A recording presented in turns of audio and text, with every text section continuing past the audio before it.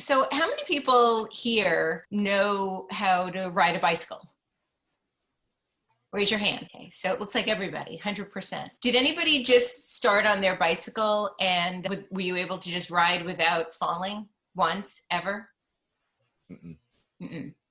So if we can't ride a bicycle without falling, why do we think we could do anything without falling? It's really quite unrealistic to think that we could do anything great the first time we try it. But now that you all know how to ride a bicycle and probably have for several years, when you get on your bicycle, do you feel nervous about falling?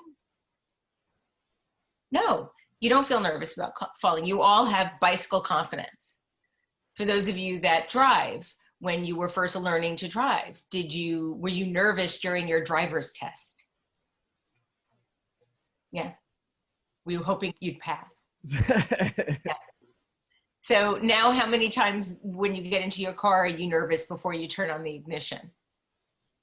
Very unlikely, unless you've just been in an accident or got a ticket. And so you all have car confidence. Likely, if you're able-bodied, you also have bathroom confidence. You weren't born with bathroom confidence.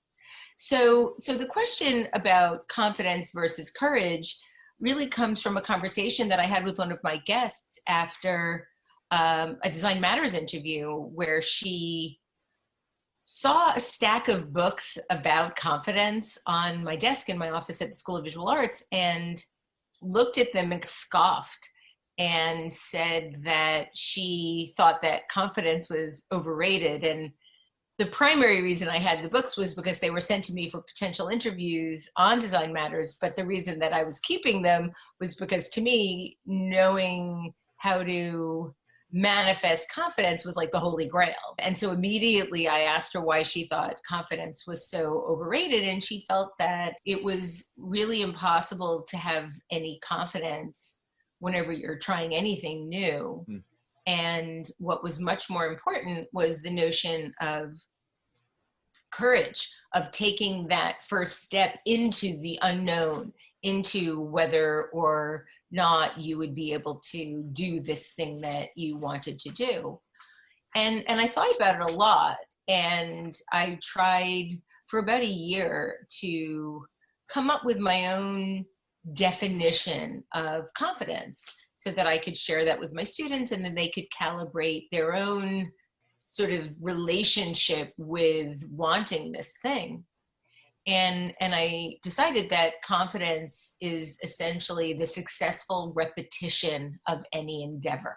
Mm. That's how you build confidence. Mm. You build it by doing it over and over again to a point where it becomes either effortless, or if it isn't effortless, you can predict the outcome with fairly good odds. And so even for basketball players or baseball players, they know what it takes to have a good average of success. Mm-hmm. For any sport, for any athlete, whether it be football, baseball, soccer, the number of times you don't score is actually higher than the number of times that you do. There's no one in recorded athletic history that has an average scoring that's higher than the average not scoring.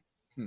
So the pressure that we put on ourselves to do something with confidence when we haven't built up a history of success at having already done it is just something that is unrealistic, and the pressure that we put on ourselves to do that can be really damaging in your effort to try to do something that you haven't done before. Mm-hmm. Mm-hmm.